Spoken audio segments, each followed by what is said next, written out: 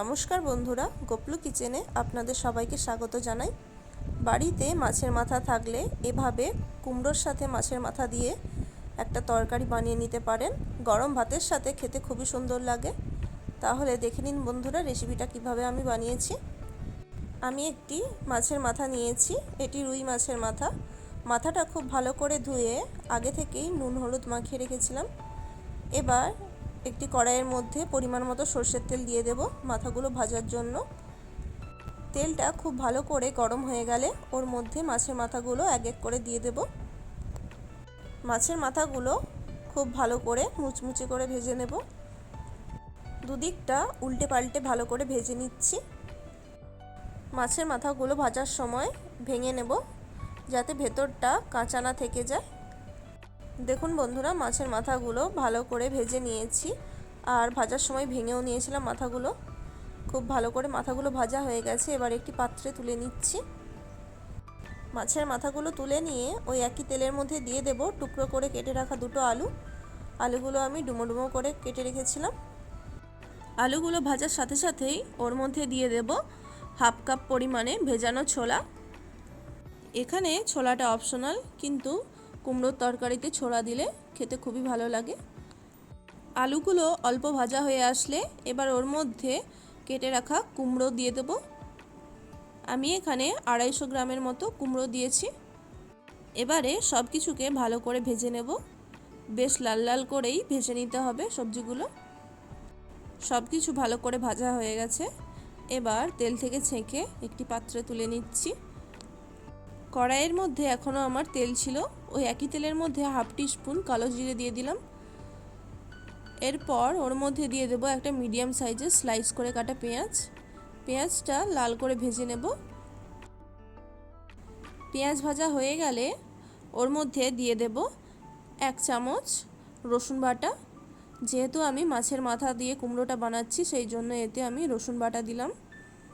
রসুনটাও ভালো করে পেঁয়াজের সাথে ভেজে নেব যাতে রসুনের কাঁচা গন্ধ না থাকে। এরপর ওর মধ্যে দিয়ে দেব হাফ টিস্পুন আদা বাটা। আদাটাও ভেজে নিচ্ছি।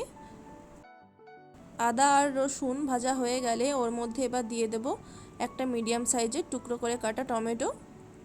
টমেটোটাও মশলার সাথে ভালো করে ভেজে নিতে হবে, আর টমেটোটা যাতে তাড়াতাড়ি গলে যায় সেই জন্য এতে লবণ দিয়ে দিচ্ছি। আমি একবারে সবজির জন্য লবণ দিয়ে দিলাম পরিমাণ মতো। দেখতেই পাচ্ছেন বন্ধুরা, টমেটোটা খুব ভালো মতো গলে গেছে। এবার অল্প একটু জল দিয়ে দিচ্ছি। জল দিয়ে মশলাটা ভালো করে মিশিয়ে নিচ্ছি। এরপর এর মধ্যে কিছু গুঁড়ো মশলা দিয়ে দেব হাফ টিস্পুন হলুদ গুঁড়ো, 1 টিস্পুন লাল লঙ্কার গুঁড়ো, হাফ টিস্পুন জিরে গুঁড়ো আর স্বাদ মতো একটু চিনি দিয়ে দিচ্ছি।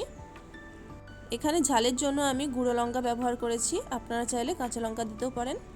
এবার অল্প একটু জল দিয়ে মশলাটা খুব ভালো করে কষিয়ে নেব যতক্ষণ না মশলা থেকে তেল ছাড়ে। মশলা থেকে বেশ ভালোই তেল ছেড়ে দিয়েছে। এবার ওর মধ্যে ভেজে রাখা মাছের মাথাগুলো দিয়ে দেবো আর মাছের মাথাগুলোকে একটু খুন্তি দিয়ে ভেঙে মশলার সাথে মিশিয়ে দিচ্ছি।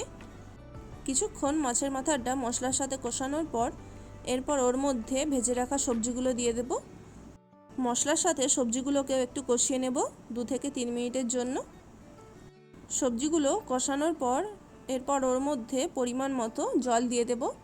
আপনারা চাইলে এখানে গরম জলও দিতে পারেন। আর খুব বেশি জল দেব না, যেহেতু সবজিটা খুবই শুকনো শুকনো হবে। এরপর কিছুক্ষণ ঢাকা দিয়ে আলু আর কুমড়ো সেদ্ধ করে নেব। আর অবশ্যই গ্যাসের ফ্লেমটা লো টু মিডিয়ামে রাখতে হবে। 5 মিনিটের মতো ঢাকা দিয়ে রেখেছিলাম। এরপর ঢাকা খুলে নিচ্ছি। দেখুন সবজির জলও অনেকটা কমে গেছে। এরপর গ্যাসের ফ্লেমটা বাড়িয়ে বাকি জলটুকুও শুকিয়ে নেব। কুমড়োর তরকারি আমার প্রায় তৈরি হয়ে গেছে। এরপর ওর মধ্যে হাফ টিস্পুন গরম মশলার গুঁড়ো ছড়িয়ে দেব আর সবশেষে একটু ধনেপাতা কুচিয়ে ছড়িয়ে দেব। আর শেষবারের মতো সব কিছুকে ভালো করে একবার মিশিয়ে নিচ্ছি। দেখুন বন্ধুরা, আজকের আমার মাছের মাথা দিয়ে কুমড়োর তরকারি একদম তৈরি হয়ে গেল। এইভাবে মাছের মাথা দিয়ে কুমড়োর তরকারি বানিয়ে গরম ভাতের সাথে পরিবেশন করতে পারেন। রেসিপিটা আজকে কেমন লাগলো অবশ্যই কমেন্ট করে জানাবেন। ভালো লাগলে ভিডিওটিতে একটি লাইক করে দেবেন। আর আমার চ্যানেলে নতুন বন্ধু হয়ে থাকলে প্লিজ চ্যানেলটিকে সাবস্ক্রাইব করে অবশ্যই পাশে থাকবেন। ভালো থাকবেন, সুস্থ থাকবেন। রেসিপিটা সম্পূর্ণ দেখার জন্য অসংখ্য ধন্যবাদ।